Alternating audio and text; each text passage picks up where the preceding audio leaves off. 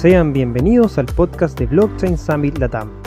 Mi nombre es Cristóbal Pereira, seré tu anfitrión y compartiré contigo contenido de distintas áreas como aplicaciones, casos de uso, desarrollos, infraestructura, regulación, economía y mucho más.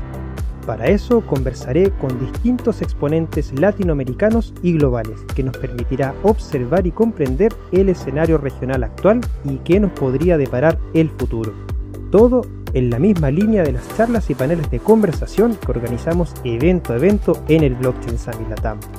Así que ya lo sabes, únete a esta conversación y sé parte de nuestra comunidad. Sean bienvenidos.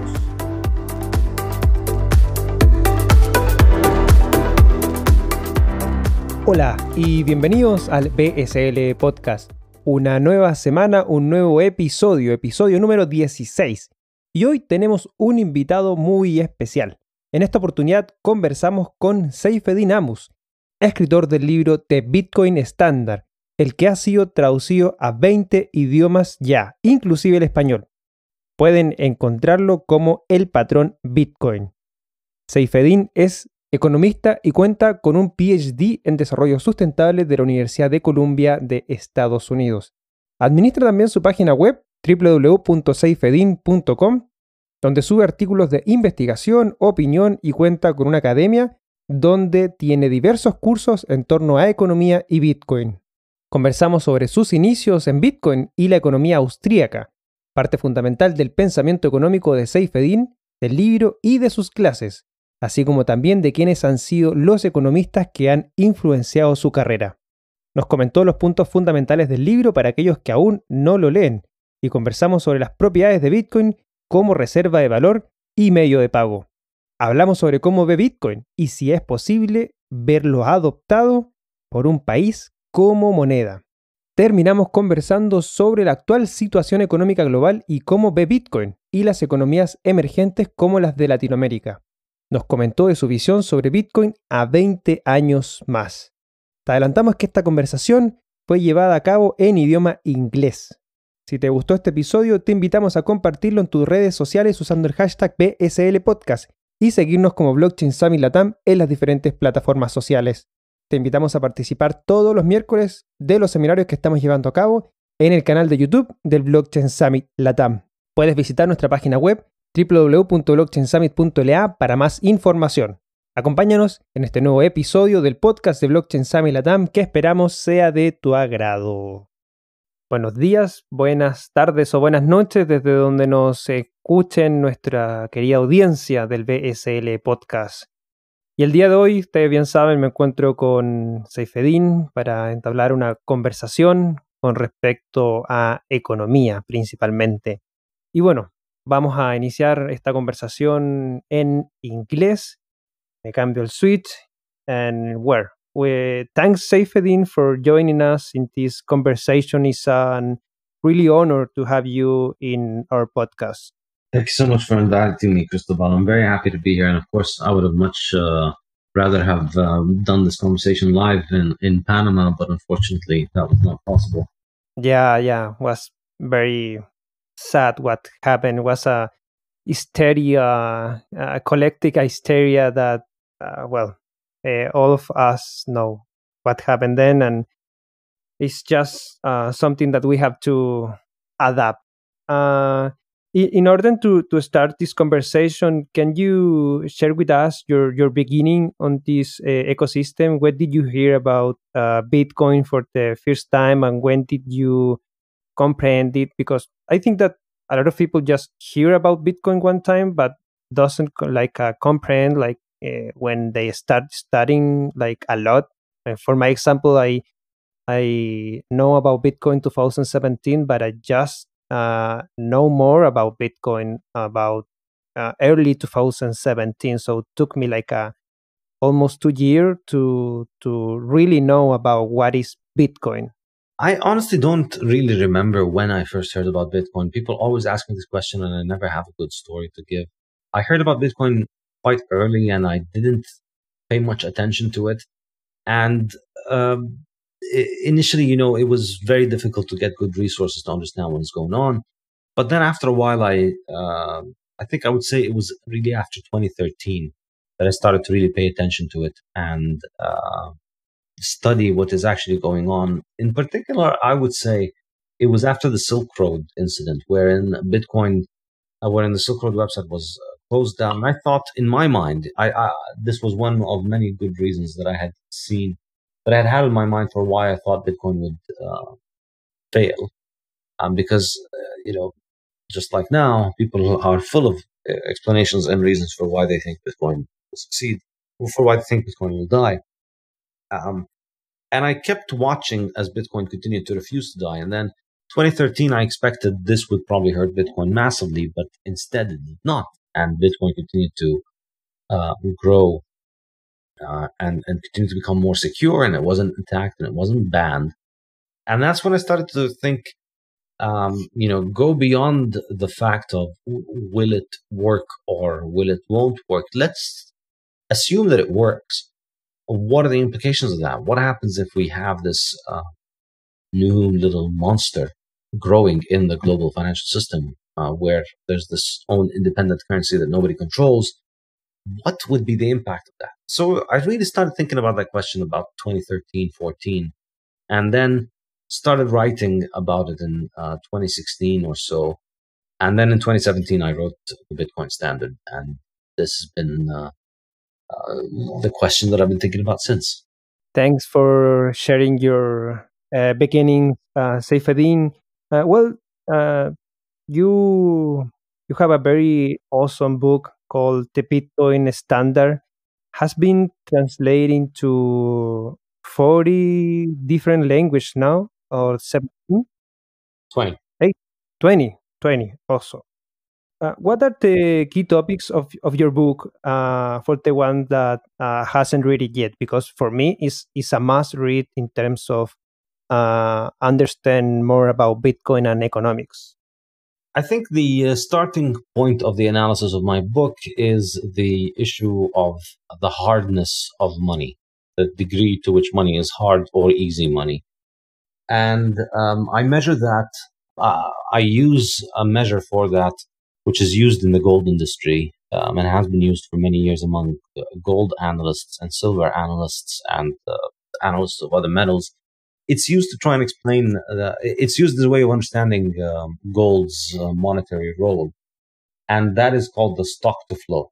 And it is a measure of the existing total stockpile of a particular metal compared to or divided over the new supply of the metal that comes on the market every year. And so, for instance, for gold, you would measure the total number of the total weight of all the gold that is out there, that is existing today in the form of gold in the market, owned by somebody, versus gold that is being produced every year out from the mine. So those are two distinct quantities of gold.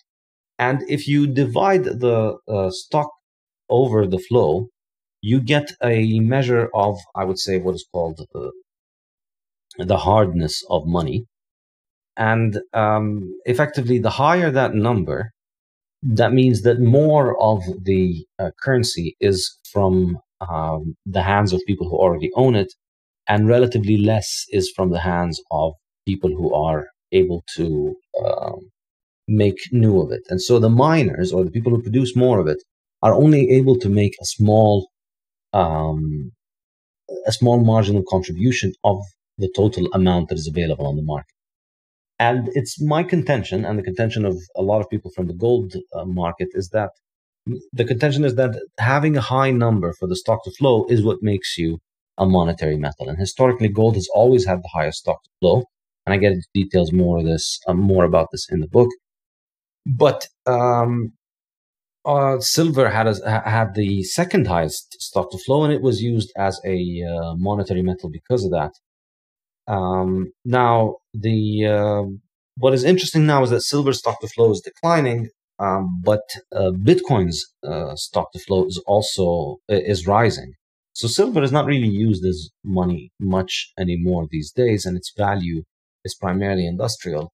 But gold still has the highest stock to flow, which is around 60 or 70, meaning that every year we're adding new supply to gold that is equivalent to around 1.5% of the total market stock market. That's the only amount of increase that happens in gold every year. It's around 1.5%. Well, Bitcoin is now increasing at around 1.8% per year, and it's going to decline further over the coming few years, on and on. So I think for me, the main idea is the idea that Bitcoin is useful as a money because it happens to be hard, and it has a very strong and credible commitment to the monetary policy that keeps it strong and hard, I think. And it keeps it hard to produce new Bitcoins and flood the market with it. And I think this is the best way to understand the market performance of Bitcoin, but also an important way of thinking about the monetary implications of having a monetary system similar to this. Perfect. And well, you talk about Bitcoin as a currency, and it has been known that also Bitcoin can use as a store of value and as a payment method between people. On the first characteristic, traditional economists say that Bitcoin is not a store of value due to its high volatility. And also people say that it's fighting against the US dollar dominance and it's going to lose that fight. And for the second characteristic, a lot of people say that Bitcoin isn't for retail payment. I mean, just for pay a coffee, for example, just a way to transfer value in a secure way. What are your thoughts on those two main characteristics of Bitcoin? I think it's a little bit of a false dichotomy to think that the money has to be used itself as a payment of, that Bitcoin itself, the network itself needs to settle every single transaction made in Bitcoin in the same way that if you're using dollars or gold, you're not going to be moving physical dollars and physical gold, actual physical dollars and physical gold for every transaction. So, banks will settle with one another with whatever currency they use because it's completely impractical to be moving physical bits of stuff. Every time somebody buys something from the US to China, it doesn't make sense to move dollars or gold for that particular amount. Banks will debit and credit their customers and then collect payments by the end of the month or the week or whatever. So I think something similar will happen with Bitcoin in terms of as a method for payment in daily terms. I think the Bitcoin network is not going to be it because the Bitcoin network has 10-minute block times and you need to wait for a couple of confirmations at least to have some certainty about your transaction. And that's just really unworkable. But I think it's unfair to compare that to payment networks that exist over fiat because those payment networks are not performing final settlement of the underlying payment. It still takes several weeks for your credit card to settle. And so the Bitcoin transaction is much better compared to the settlement transactions that happen. It's much better to compare it to the settlement transactions that happen between banks and financial institutions and central banks because it can send large amounts of value across the world in a very quick amount of time. Not as fast as a credit card payment or a PayPal transaction, but that PayPal transaction is not final. You can't compare the two. It's a very interesting idea. It's the first time that I hear it clearly in that way. So that is more comparable. For example, if we are going to compare a payment system, for example, Lightning Network with Visa or MasterCard or something like that. Yes, I think Visa and MasterCard themselves can, theoretically speaking, can also function on top of Bitcoin. There's no reason why you can't have Bitcoin working with Visa and MasterCard. Like Visa and MasterCard can hold Bitcoin or deal with Bitcoin or deal with banks that hold Bitcoin and settle Bitcoin payments between individuals. And so you could be in one country and I am in another country and I want to send you Bitcoin payment. And it could be done through a credit card currently, and it can be done on the Bitcoin network. But the Bitcoin network is a final settlement transaction. The credit card is a transaction wherein you tell your bank that my bank will pay them something. And so, there's no reason currently we can do it over Visa or MasterCard, and we can do it with dozens or maybe hundreds, no, probably not hundreds, dozens of currencies all over the world are used over these networks. And we could use that, and it would be... And you could just add one more currency to that, and you have a Bitcoin second layer solution. So I think these solutions can be built on top of Bitcoin, and I don't claim to know what kind of solutions will emerge. I think the Lightning Network is quite interesting as a possibility, and I think it has a lot of potential because it makes a lot of sense, and because it uses the most important smart contract functionality, which is multisig, and the Lightning Network is a very intelligent way of using multisig. Based on this, I think, second layer solutions are not an insurmountable political problem or an insurmountable design problem, because they already exist for fiat, and Bitcoin is already better than fiat. So it can be built on top of Bitcoin, no problem. Perfect. Thanks for sharing that. And your thoughts about the store of value characteristic of Bitcoin. Yeah, so I should have said, going back to my issue on the hardness of money, ultimately the reason that something gets chosen as money is because of this hardness, because this hardness is what makes it hold on to value well for the future, because you're more likely to hold on to value when your new amount is not when the new amount being produced every year is not that large. And so effectively, this is why we see throughout history people choose the hardest thing as money, because it's not necessarily that they choose it. It will necessarily emerge because it'll hold on to more value, and other things will continue to be devalued. So we lose more and more value over time. So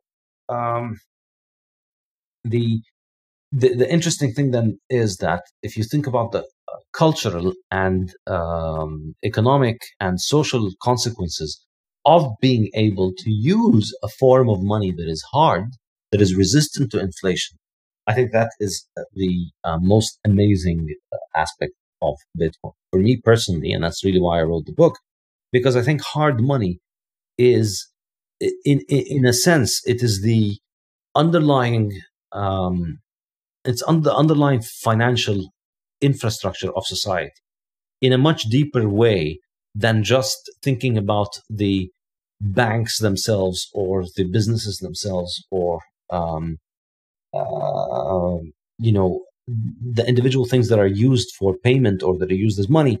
The money itself as a concept, and particularly its hardness and its ability to hold on to its value, is really a structural underlying factor in the way that a society functions. Because when a society is able to use a money that is expected to hold on to its value well into the future, it encourages certain types of behavior in an individual. It encourages you to think about the future. It makes the future more certain for you. It makes it more possible for you to provide for the future. So you start thinking more of the future. You start saving financially for the future because you have a certain amount of confidence that the future will be there and that the money that you save will be there for the future. So you will take away consumption from the present and use it in order to finance your future. If we look on the other hand, if you allow me for just one more minute. Yeah, don't worry. If you look on the other hand, when you see that the money is losing its value, which I'm sure many of your listeners in Latin America are unfortunately extremely very familiar with, and in many countries all over the world this has happened, and you see what it does is that people take their paycheck when their money loses its value. They take their paychecks and they can't wait to spend it as soon as possible. They will buy anything, and depending on how fast the money devalues, the faster you want to spend and the more you want to spend. And so if you have a money that holds on to its value, you will spend a lot less. And of course, for a lot of economists, particularly Keynesian economists, this is viewed as a bad, because you spending less means that society is going to be poorer because fewer people are going to be working. But in reality, you spending less actually means that you save more. And you saving more means it means two things. It means that you will be able to consume more tomorrow because you've saved. And it means that you are allowing other resources to be invested.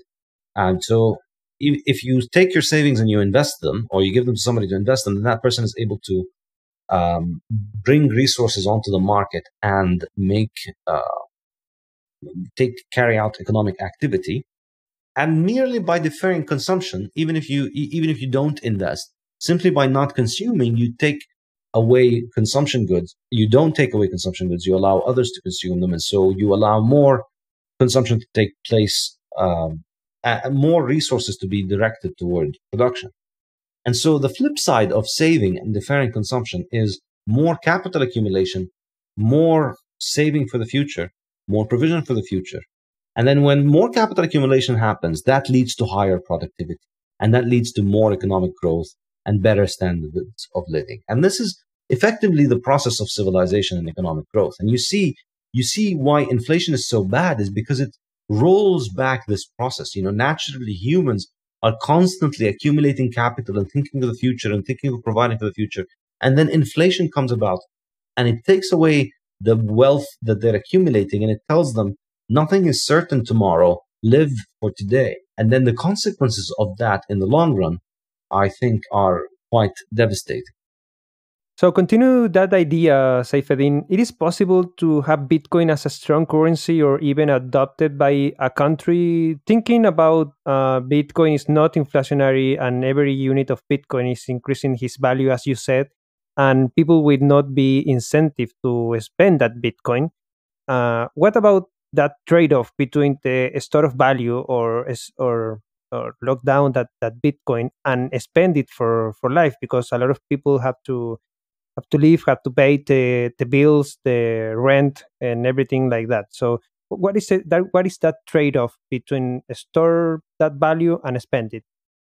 Yeah, I mean, of course, that trade-off is very real, and it of course exists. And of course, the answer is not that you need to save it. And I have to be clear, a lot of people may misunderstand what I'm saying as if I'm saying that you should hold your Bitcoins forever and never spend them. And I think that's ridiculous. Of course, the only point of holding your Bitcoins is to spend them. The question is when you spend them. And that's true for Bitcoin or true for any form of money. It is held, the money is something that you only acquire for the sake of spending it later on in the future. It's not something that you acquire for its own sake. So the issue, I think, there are three things that you can do with money. When you earn money, or if you have money, you can only do three things with it. You can spend it, so you exchange it for other goods, or you can keep it and hold the money itself in order to then exchange it in the future for other goods, and that's called saving. And then the third thing is to invest it. The mainstream and most common idea is that if we make it so that the money loses its value a little bit, then people will spend more and invest more instead of saving more. And therefore, consumption is good because consumption means, you go and you spend money in your local restaurant or your local business, and that makes your local restaurant and business better off. And so they hire more people, and so it makes society wealthier. And investment is also better because it gets people to hire other people, and it creates jobs and it creates more spending. This is essentially how the Keynesian perspective views it. And so you want to reduce saving in order to increase consumption and investment. From the Austrian perspective, I'd say it doesn't work like that. The way they see it is that you face your test is your time preference, and you're constantly coming up against your desire for immediate consumption and for the provision for the future. And so the harder the money, or the more reliable the money is at transferring value into the future, the more tempting it is for you to go from consumption towards saving. And you can't go from consumption to investment. You have to go through the stage of saving. You have to, conceptually, it has to happen because saving means that you could consume this thing, but then you don't consume it and you do something else with it. So even if that's something else, even if you're going to invest it 3 seconds later, you will have had to go through the process of saving for those 3 seconds. You have to save it. In other words, you have to delay consuming it. So the more that we delay consuming, the more that we are saving for the future. Then from that, we save the things for the future that have the most certainty for the future, which is usually the hard money that we can get. And if we can get some of that, then we ensure that we have some money that is available for us for the near future. And the more that we are able to accumulate for it, the more that we're able to provide for. And then the more that we accumulate from that, the more we're able to then put some of that money in risky things, which are called investments, which always entail risk. This is something that you have to always accept as part of investment, that there will always be a risk, and there's a risk of complete loss as well. And so you see how ultimately what it comes down to is that, in my mind, if we have a harder money, we will save more, and that will lead to more investment. And that's why, if you look at, say, Europe in the 19th century, they had hard money, which was gold, and they didn't have inflation, and gold was gaining in value slightly every year, or losing a little bit in value, or generally somewhere around 0% in terms of changing in its value. But it allowed people to save, and that saving financed a lot of investment. Whereas you look at the same economies, whereas you look at economies that have more inflationary monies, and including the same economies, and you see during periods in which they had more inflation, they didn't have more investment. Okay, and who was or are the economists that influence you in your work when you write the book and now? I'd say the most important economists who influenced me are probably Murray Rothbard and Ludwig von Mises. Effectively, the Austrian school of economics. I was trained in traditional economics mostly, and studied the regular mainstream stuff. But when I discovered Austrian economists, I immediately found it to be much more powerful as a tool in order to understand the world. And so I started reading that. And then when Bitcoin came around, this really helped me understand Bitcoin, I think, much better. When did you find Austrian economics? About 2007, 2008. Interesting. And what about your thoughts about Karl Menger? Yeah, Karl Menger, of course, is enormously important. Yeah, if I were to add a third economist, I've read more of Rothbard and Mises, but of course, Menger is the intellectual, is the teacher of Rothbard and Mises. So everything eventually comes back from him. He's the founder of the Austrian school and the founder of the marginal method of analysis, who applied that way of analyzing and understanding the world, from which all of Austrian economics follows. Interesting. Thanks for sharing that, Saifedean. And talking about something more in the present, we are experiencing a complex situation and a unique moment in our history, I think, with a total break on the global economy. We are seeing large companies collapse, the tourism and travel sector globally in almost bankruptcy, very low consumption, and in response to this, the central banks of the world, led by the United States, activated the money printing machine unlimitedly. What are your thoughts on these topics and what we should prepare as individuals from developing economies, mainly speaking to Latin America? I mean, honestly, it's really hard to it's really hard to know what is happening in this world at this time. Extremely drastic changes. I think the fascinating. I don't know what constructive thing I can add more than just saying that the fascinating and amazing thing about Bitcoin is that it allows us to. It allows anybody in the world to decide to exit their local central bank and focus on their future economic activity being carried out with other people without the intervention of central banks and governments, Bitcoin allows us to do that. And I think the most constructive thing one can do maybe in the future is to try and think about how to leverage that tool in order to increase their own independence of these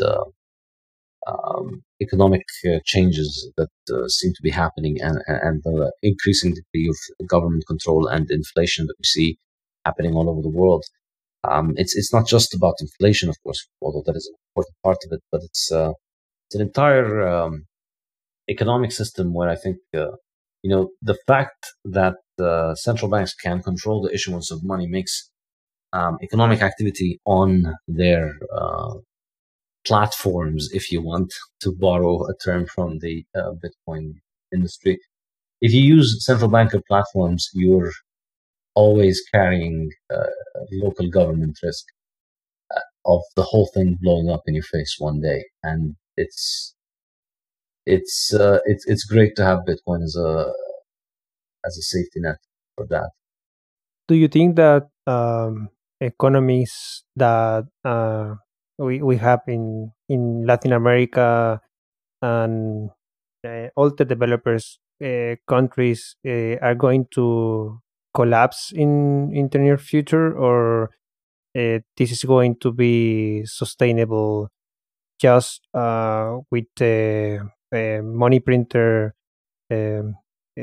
unlimited printed money or fiat money in our countries? Because United States, with the US dollar dominance, when start printing fiat money, they just export this inflation to developers country, and in response to that, countries like Chile are just putting money also into the economy, and we are going to have a lot of money into the system, a lot of consumption, not really consumption, but what are your thoughts in for this type of economies? I mean, to be frank, I don't know enough data to be able to pontificate on any one particular economy or to offer forecasts.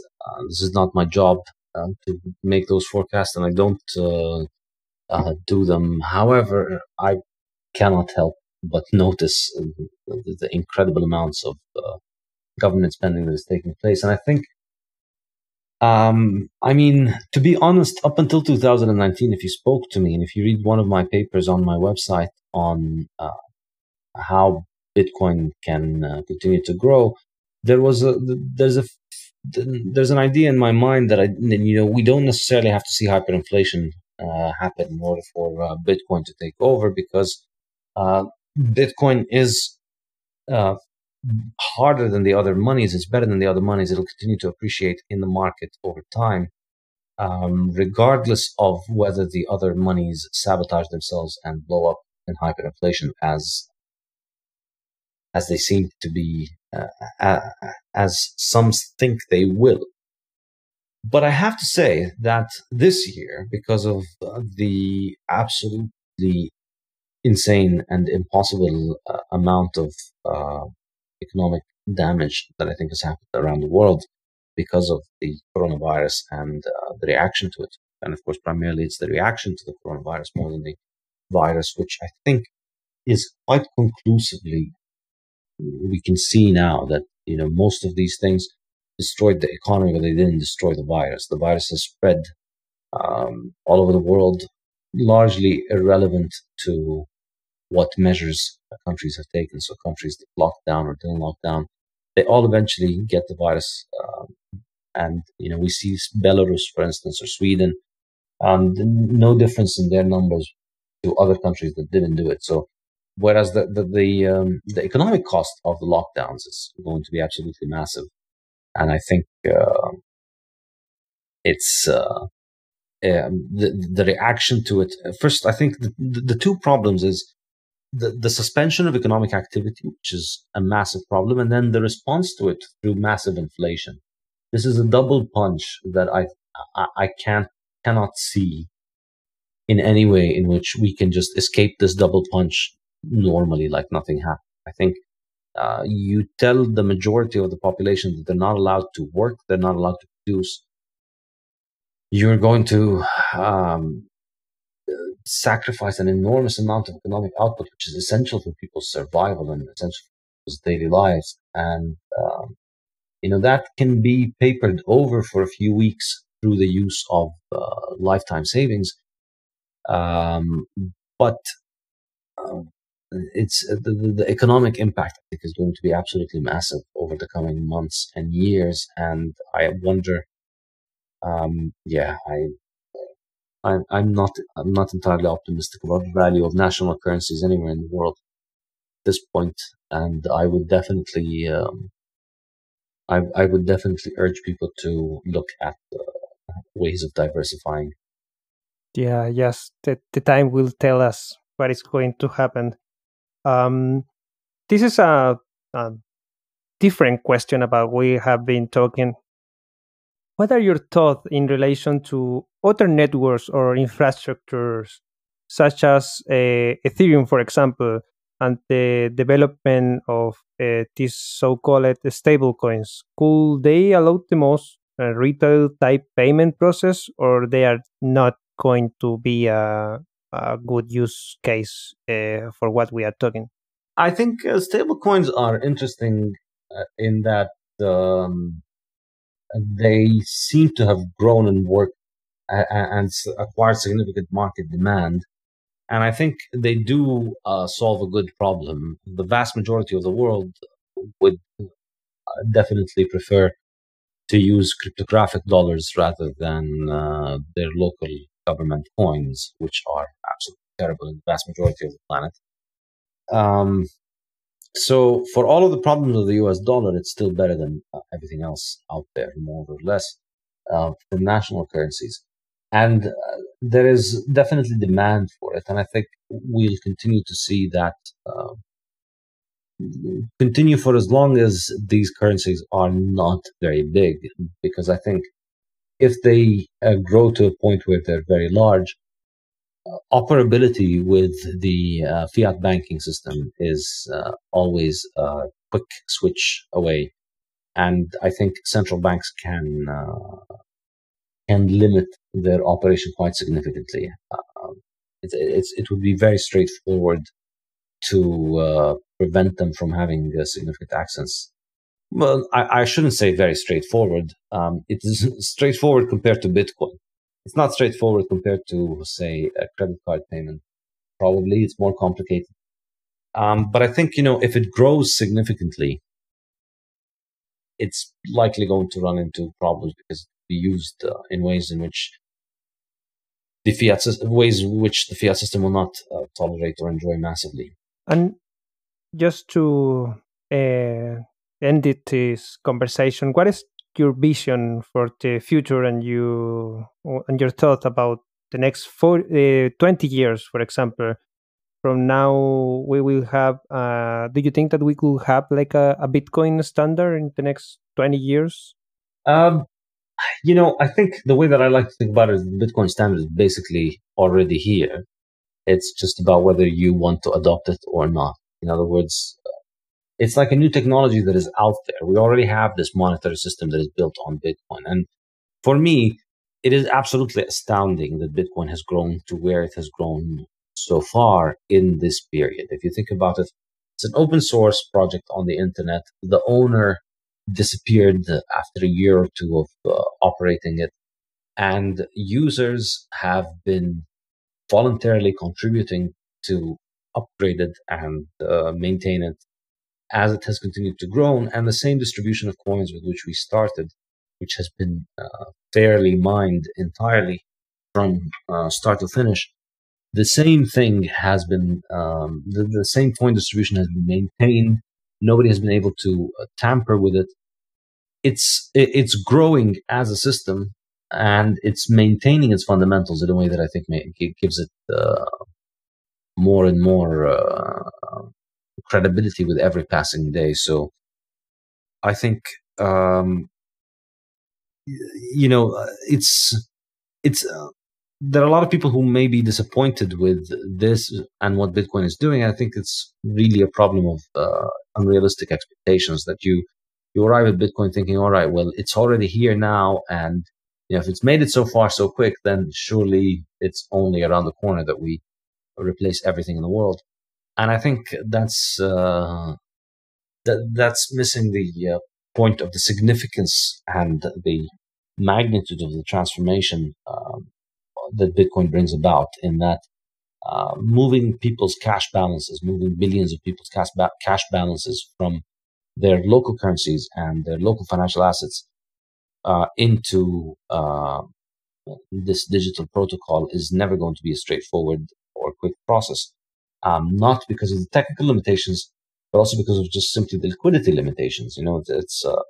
It's not an easy transition for people to get rid of their cash balance that they hold in a currency and switch it to another currency, because all of their income and all of their expenditure is in the same currency. So in my mind, it's a gradual process, and it's exceeding the speed at which I expected it would go.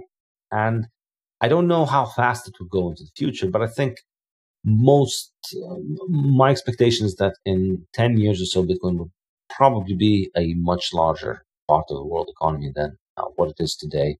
And I think it would be, it's quite conceivable that it would be one of the world's major currencies at that point, trading along with other currencies in the global financial markets.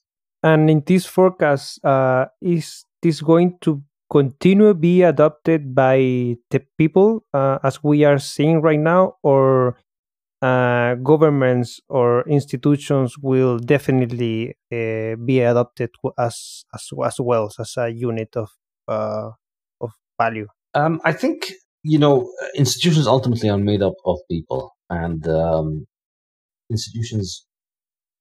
If Bitcoin grows as money, money is universal, so we can't be picky about who gets to use it. I think it's financial institutions are already into Bitcoin, and they already have the capacity of holding Bitcoin. And I think with time, it seems likely that the way that Bitcoin is going to be growing, we look at the US and the global financial centers, the world's important global financial centers.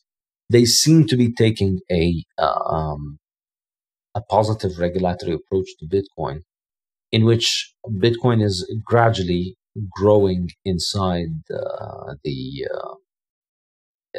financial institutions that they have. And I think it's quite conceivable that people who are already storing wealth with financial institutions will store Bitcoin with these financial institutions over the coming few years. And I think it's going to likely continue to be a significant portion of coins.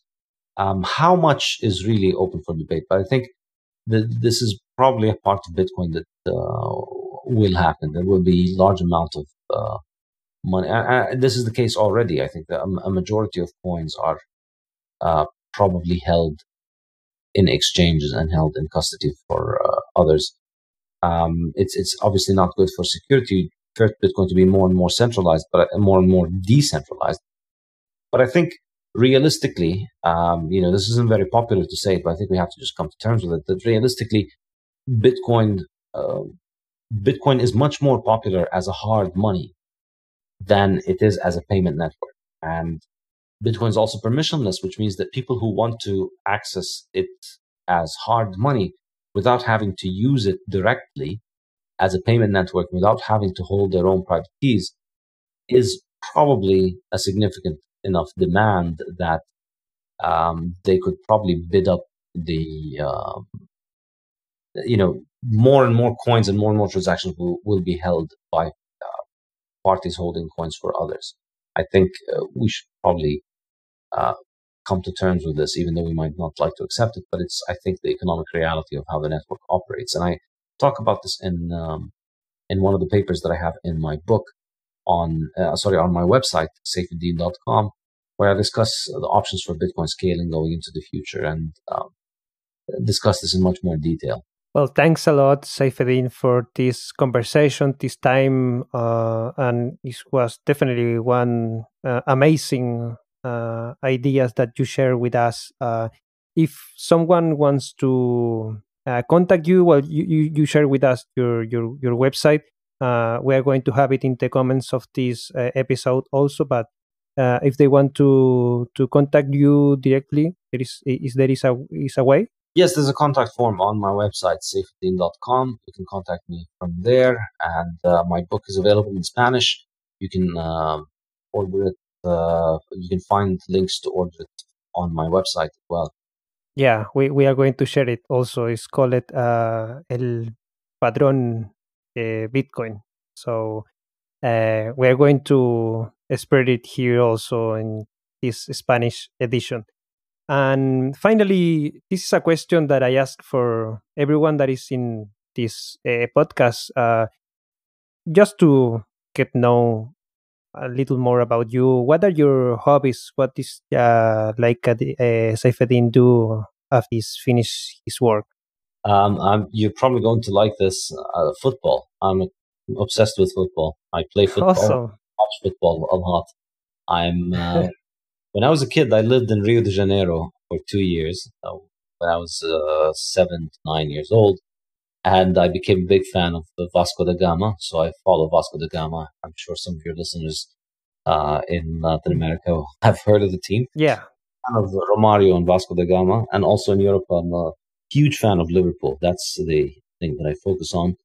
And I still play football, even though I'm not very young anymore, but I still like to play around. And that's my obsession. Where are you? Are you in Chile?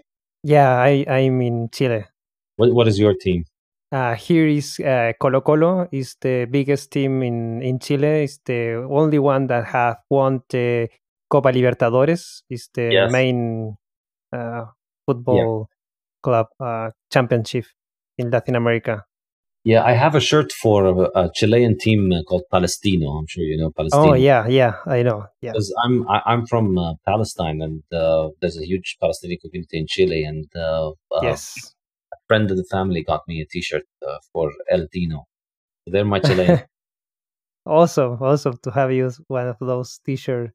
I'm also a fan of football. I'm playing with a Venezuelan team here in Chile, so I'm very fan of football. I like to do sport, so it's great to share that passion and hobby.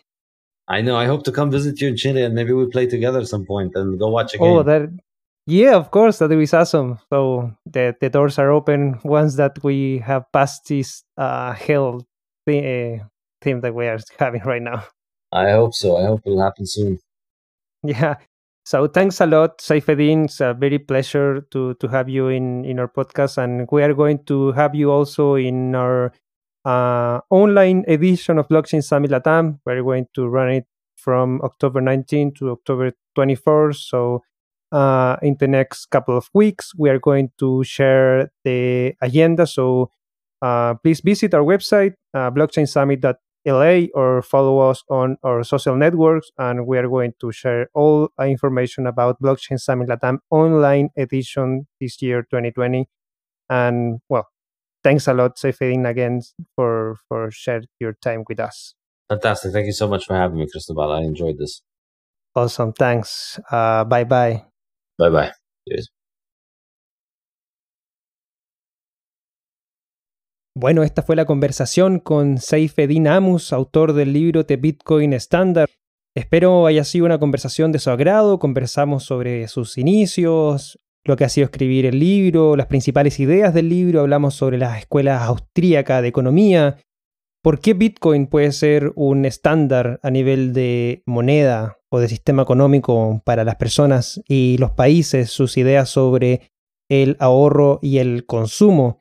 Sus pensamientos también con respecto a lo que son las stablecoins dentro de todo este ecosistema.